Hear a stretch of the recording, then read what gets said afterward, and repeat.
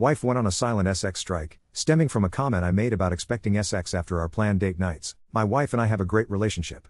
Last night, however, I learned from my wife that she has been on a sex strike for most of the last month due to some comments I made on our last date night. As background, I arrange a nice date night each month for just the two of us. I plan a dinner somewhere nice, arrange a babysitter, feed our 3 kids dinner, and otherwise handle all of the logistics so that all she has to do is show up. Typically, we will grab drinks somewhere after dinner, often meeting up with friends. Earlier this month, I planned an evening out and we had a fantastic dinner together. After dinner, we met up with a couple we are friends with. However, the wife was tired and wanted to go to bed, so only her husband ended up joining us. Around 11:45 we had to leave to relieve our babysitter. My wife was having fun and didn't want the evening to end, so she invited our friend over for another drink. I told her I was fine with that, but that I was hoping to be in bed by 1 a.m. As background, I do the morning shift with our 3 kids every day and they get up early. My wife promised that we'd be in bed by then. Our friend comes over, we open a bottle of wine, put on some music, and we're all having a good time. 1 o'clock comes around and he gets up to go, but my wife tells us we can't leave, as she is vibing. I stick around for another 10 minutes or so and then decide to call it. My wife tells me she will be up in another 10 minutes. I get ready for bed, which takes about that long, and don't hear her coming, so I go to bed. Around 3 o'clock, I get woken up by her coming into our bedroom. She was drunk at this point and made a lot of noise. I'm now wide awake, and if that happens, it usually takes me a while to go back to sleep, in this case, around 5 o'clock, which was fun when the kids woke up at 6:30. Anyways, at this point, since I'm awake, I try to initiate sex with my wife, who declines and says that she is too tired. I don't pressure her, and she immediately falls asleep. However, I can't sleep now due to being woken up, and sit there and stew for a few hours, mostly frustrated at being woken up but also annoyed at how the evening went overall. My first mistake was sending her a text, while she is asleep, saying that her actions that evening were hurtful and that it felt like I planned this nice evening, only for her to end up spending the later part of it with someone else, and not like that. I am 100% confident they were just listening to music and chatting. The next morning, she came downstairs apologetic. However, I made the mistake of mentioning that her actions made me not really want to plan these extravagant date nights anymore, as she had broken her promise about going to bed at a reasonable hour and then ruined my sleep. Not the first time this has happened on a date night.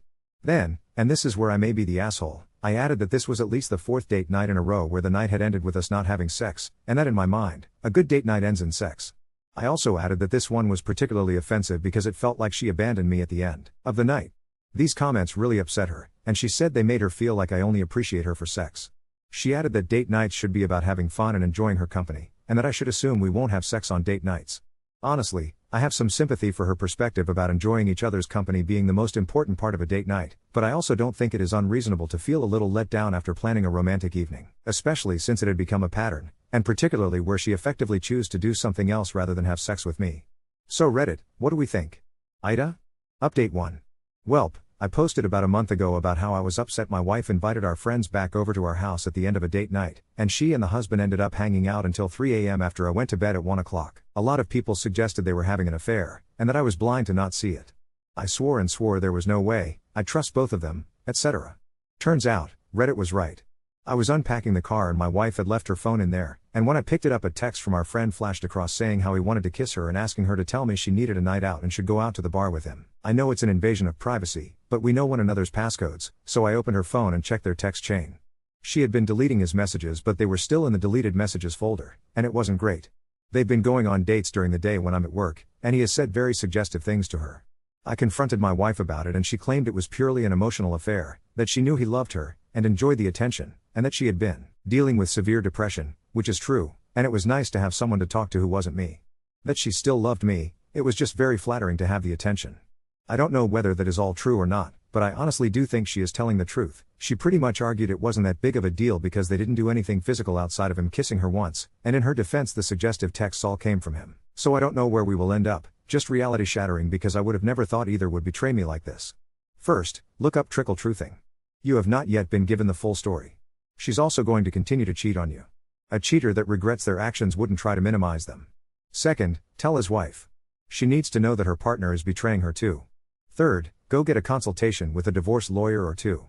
Consultation doesn't mean filing. It means learning what the process is like and what the potential outcomes are. I'm sorry you're going through this. Update 2. I had a true heart-to-heart with my wife 2 days after I learned of the emotional affair, and we are surprisingly in a really good place now. She apologized profusely, and her description and timeline of events is not as bad as I had feared.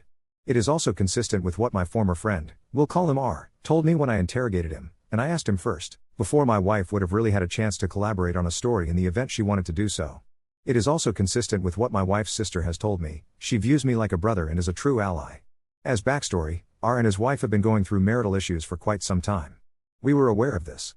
About 6 months ago, things really went into a tailspin, and he started talking to my wife almost as a therapist. I know this sounds weird, but my wife is really good at listening to people's troubles and providing insight. She does this for a bunch of friends, admittedly essentially all women. It started out like once a week or so, and gradually increased from there. By a couple of months ago, they were talking regularly, i.e., several times a week, but still only covering totally P.C. topics. My wife's sister actually confronted my wife and warned her that she thought R had fallen for her and that she needed to be careful. My wife was convinced that they were just good friends. The night of the infamous date night was actually still in this period. My wife admitted that the optics looked bad, but she really was just having a good time, and was frankly pretty drunk and not thinking clearly. She did say though that after that night she realized that he might have feelings for her, and that in retrospect it was pretty obvious. She felt bad about the date night fiasco, and has been much better in that regard, and she also reduced her alcohol consumption. About 6 weeks ago, we went on a ski trip with 5 other families, including R and his wife. It was a horrible trip for him, and he and his wife fought a lot. One of the nights, he got pretty drunk and asked my wife to meet him at the bar at our hotel, since he needed to talk. While there, he told her that he loved her and wished that he had married her rather than his wife. My wife just told him I'm sorry.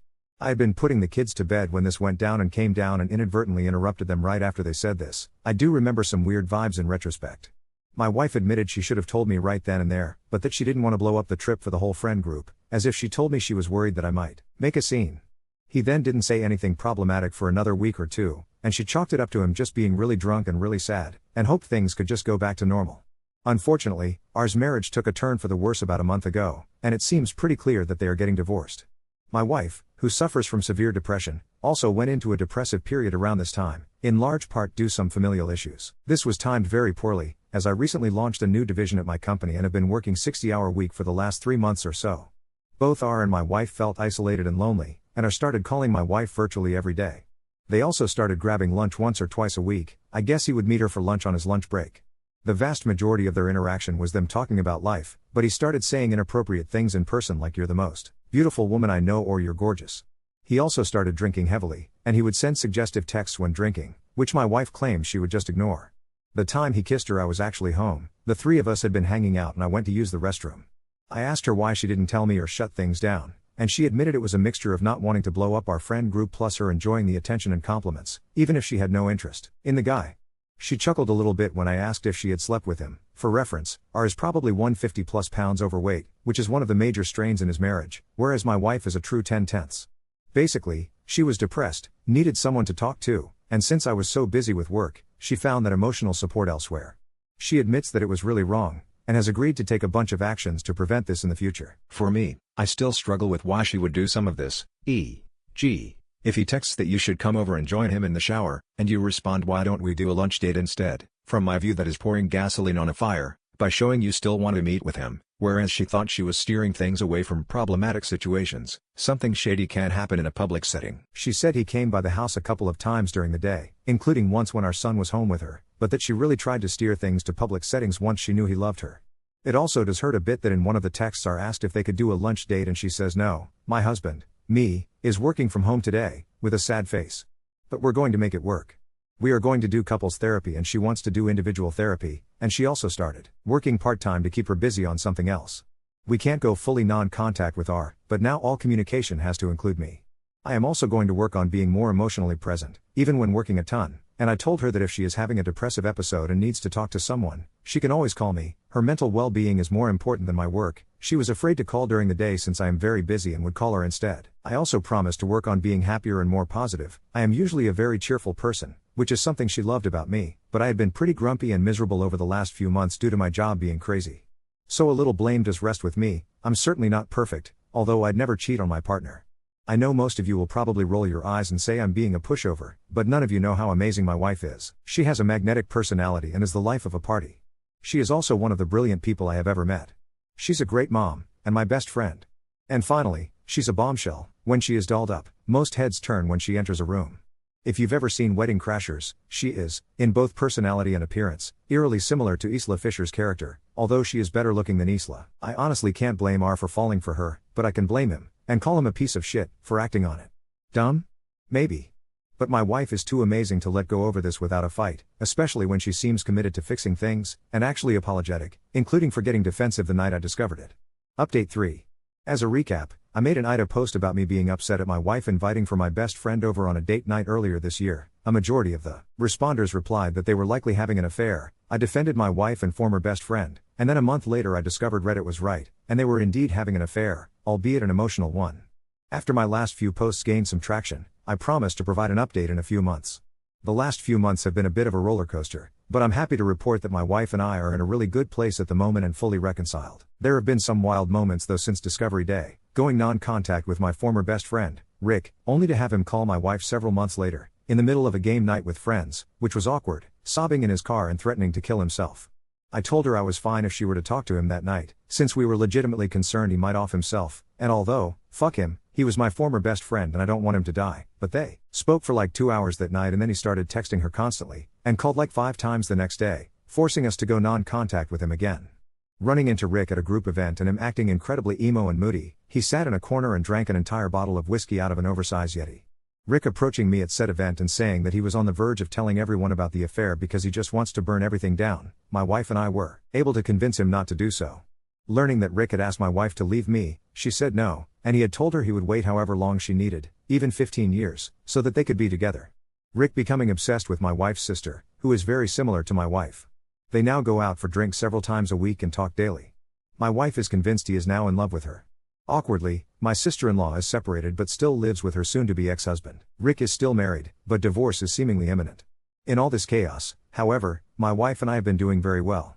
The shock of the affair forced us to work through our issues and we now communicate about as well as one could hope for, and have solved for most of the issues that led her to look outside our marriage for emotional support. Update 4. So, remember how I mentioned that Rick had become obsessed with my wife's sister, Sil? Yeah. That situation has spiraled into something absolutely bizarre. At first, we all thought it was just Rick rebounding hard, grasping at anything that reminded him of my wife. But now? It's looking more and more like he's trying to replace my wife with her sister. Rick and Sil are now officially dating. They see each other constantly, like, every single day. Sil swears she's just having fun and totally isn't thinking about a future with him. Aha, sure, Rick has started mirroring things from his relationship with my wife. He takes Sil to all the same restaurants he used to go to with my wife, uses the same nicknames for her, and even bought her a bracelet identical to one he had given my wife years ago. Creepy, right? To make things even more awkward, Sil's soon-to-be ex-husband still lives with her, and apparently, he hates Rick's guts. I can't even blame him. The dude was drinking whiskey straight from a Yeti in a dark corner just a few months ago, and now he's swooping in on my Sil like some deranged phoenix rising from the ashes.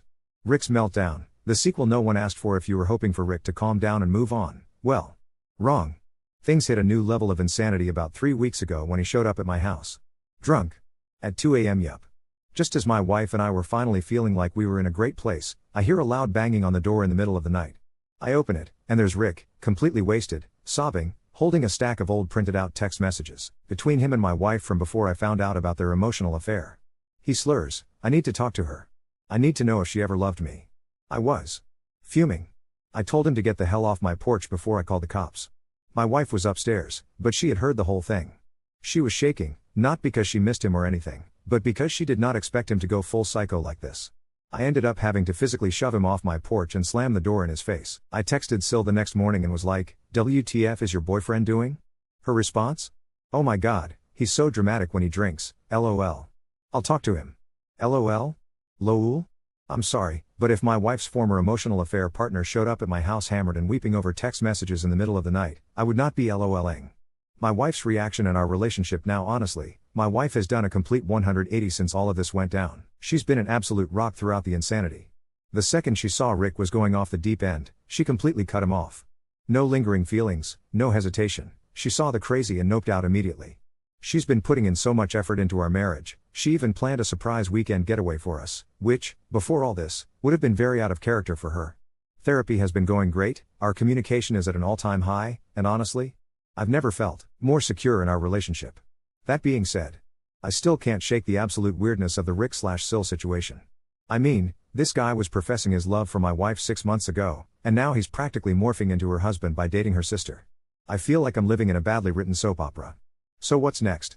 I'm strongly encouraging Sil to reevaluate her life choices, because let's be real, this won't end well. I'm praying Rick doesn't go nuclear and start telling people about the emotional affair, because while we've moved past it, I really don't need our entire friend group knowing the details. My wife and I? We're honestly thriving. Weirdly enough, all of this chaos actually brought us closer together. Now on to second story. Husband abandoned our kids at home while I was at a non-profit event, and he's gaslighting me by denying it ever happened. My husband is 43 and I'm 31. We've been married for 7 years and have a 5-year-old and a 9-month-old. My husband left our children alone and he refuses to admit to it or tell me where he was. I'm furious, enraged, and my husband keeps telling me I'm making a big deal about nothing. This just happened this weekend. I am on the board of directors for a local non-profit organization. I had to attend an event for that organization this past Saturday, and I was gone for most of the day. My husband was supposed to be home with our kids. I texted him a few times and he responded. When I called around midday he didn't respond, but that's not very unusual. Shortly after that, I got a call from my mom. She said my son had just called her and when she asked him what he and his sister were doing, he said they were both watching TV. When she asked where their dad was, he said his dad wasn't there. My mom asked him several other questions and for my son's responses she believed he was telling the truth and that my husband wasn't there and that there was no adult there at all. She said he didn't seem scared to be alone or worries about where his dad was at. He just called her to chat. He has a tablet designed for children, with pre-programmed contacts that he can call. It's only a few people, just family members. I left the event immediately and began texting and calling my husband repeatedly. He didn't respond to my first several attempts.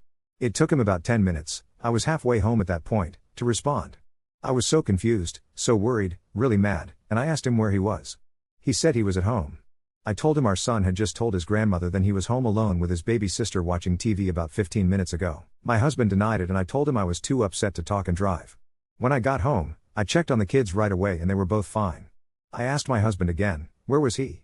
He said he was home the entire time. He doesn't know what our son was talking about, but he must have just been confused since he had gone to the basement to do some laundry. I ran down to the basement. It was the same load of laundry I'd thrown in the dryer the night before. He didn't do any laundry when I was gone. I asked my husband why my son would be confused about whether his dad was home or not. Where in our home would he have gone and for how long for our son to think his dad wasn't home? That doesn't make sense with a 5-year-old and a 9-month-old. You wouldn't leave them unattended that long. Why was he nowhere to be found when my mom asked my son to go check certain areas of the house? I begged my husband to just admit it, to stop treating me like an idiot and to stop accusing our son of lying. Just tell me the truth, because being lied to right to my face is so incredibly maddening. He insists he was home, but he can't come up with any believable story of where he was at or what he was doing during that time. The way he answers me when I ask him about this and demand truthful answers is so dismissive. When I tell him you left our children alone, he quickly says no, I didn't, so anyway. He says I'm overreacting and letting our son's imagination drive me crazy. I am convinced he was gone. We don't have a Ring camera, but at least one of our neighbors does. I'm so upset about this that I'm tempted to ask our neighbor for the Ring footage. I had to go out to my car and scream and cry because I got so upset. Of course, I didn't want my kids to see my reaction. I can't put into words how upset I am about the fact that I know he must have really left them alone but have no proof and am being treated like I'm just a paranoid nutcase of a mother/woman by him. Update 1. Last weekend my husband left our 5-year-old and 9-month-old home alone while I was gone and then refused to admit it or provide a plausible explanation. Since then, we had many arguments about it. I've been living in a constant state of anger and frustration. I didn't want to fight about it anymore, but I couldn't help it and I kept bringing it up again and again. I couldn't lay low and pretend to get over it while I waited for him to do it again and catch him in whatever was going on. I also knew that demanding he tell me the truth wasn't going to get me anywhere. Since he'd been refusing to talk and deflecting for days, all it was doing was making me enraged and feel like I was about to have a brain aneurysm. I told him to hand me his phone so I could check his location at the time. He refused. He said he wouldn't do it and that it was a violation of his privacy. He won't be treated that way and refuses to give in to my delusions. You think I enjoy being in a situation where I have to beg my husband to show me his phone so I can see where he was at? I hate it. I don't want to live that way. I told him it's simple. If he was really at home the entire time, just prove it. Why wouldn't he want to clear this whole thing up? I got so mad that he wouldn't turn over his phone that I told him I was going to the neighbors to get their doorbell footage. At first he was like, fine, go do it. He didn't think I actually would. He knows I don't like to air drama to others, so he probably figured I'd just swallow all of this crap he's been giving me. Luckily, I was totally being driven by anger at this point, so nothing was going to stop me from going to the neighbors. When I actually started to go out the door, he tried to stop me and followed me out the door. I felt pure anger rushing through my veins, nothing else. The neighbor, who I've probably said less than 10 words to in the entire time we've lived here, told me he'd send me the footage. I went home, told my husband that the neighbor didn't have the footage from that day anymore, and told him I just needed to go to the store and cool off. So I put the kids in the car and went and parked somewhere while I waited for the neighbor to send me the footage. I have the neighbor's number now too, and he told me if I need any more footage he will be happy to give it to me. The video shows a blue car that I don't recognize show up and park in our driveway. A blonde woman gets out of the car and goes towards my house. She walks on the outside of our garage toward the gate leading to our backyard. The gate is too far back and out of the way to be seen on the doorbell footage. She and her car was there for 23 minutes. Imagine that, the car leaves right around the time that my husband called me to say he was home and had been home the entire time, as I was rushing home in a panic and calling him on repeat. One of two possibilities as to where they went. She either came in through the side door of the house, which does provide direct access to the basement. Or, and what I think is more likely, is that they were in the backmost area of our yard, which is a gated pool area. Immediately behind our house is a grass lawn, then you step down a few steps and we have a patio, and then there is a fully gated area where the pool is.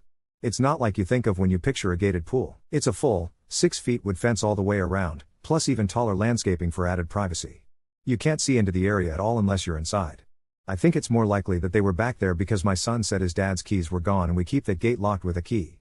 The pool is closed for winter, but there is one small building back there, sort of like a shed we converted into a changing area, and there is a covered patio with furniture. I'm convinced that's where they were.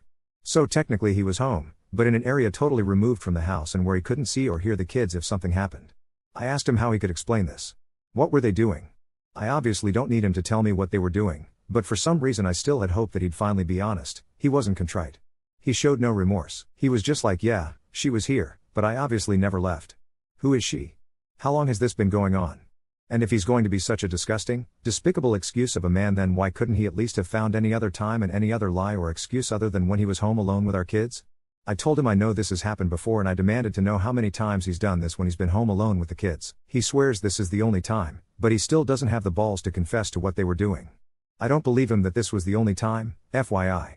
I still have so many questions and I still feel like my heart is beating 200 times a minute. My blood pressure is through the roof. I've cried a lot, sobbed, begged for somebody to help me, yelled, screamed, ordered a bunch of books about divorce and custody. And you know what? The next day after our multiple explosive fights, him putting his hands on me, and me seeing the evidence, he acted like everything was totally normal and like none of that stuff ever happened. I woke up still seething, exhausted, broken, and he's acting like everything is totally normal. He said he was ordering breakfast to be delivered from our favorite breakfast place. He asked if I wanted to go to the store together later and try this new recipe for chili tonight. What? Why would Kay want to do any of these things with you now? Absolutely no acknowledgement of anything he's done or what's transpired between us in the past few days. He deserved an Oscar for how well he was able to act like none of that happened, completely comfortable and non-fazed. I know that it's a waste of my energy, but I just desperately want him to admit the full truth of what he did that day and any other day with this woman.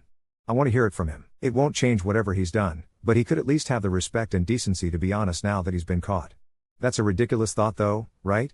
How foolish of me to expect this man to show decency and honesty now. If he was a decent and honest man, then he wouldn't have had a strange woman over to our house and been out of sight from our kids for 23 minutes.